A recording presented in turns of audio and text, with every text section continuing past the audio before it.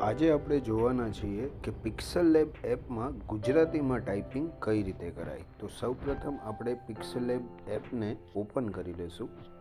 Open કરતાની સાથે જ આપની સામે એક સ્ક્રીન અવેલેબલ છે, જેની અંદર પ્લસ, સેવ, શેર વગેરેના આઇકન છે. તો ઉપરની તરફ ડાબી બાજુ જે આ પ્લસનો સાઇન છે ત્યાં આપણે ક્લિક કરીશું અને ત્યારબાદ ટેક્સ ઉપર ક્લિક કરીશું. તો એક જે છે ટેક્સ બોક્સ જે છે એ આપણી સામે આવી જશે.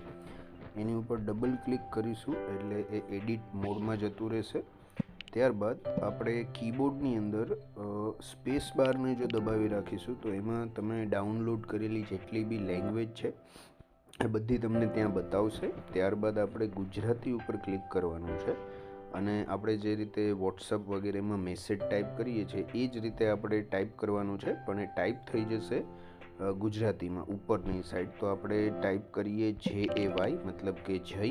આપ જોઈ શકો છો અહીંયા જય સજેશનમાં આવી ગયું છે. એની ઉપર આપણે ક્લિક કરીશું તો કે જય ગરવી ગુજરાત.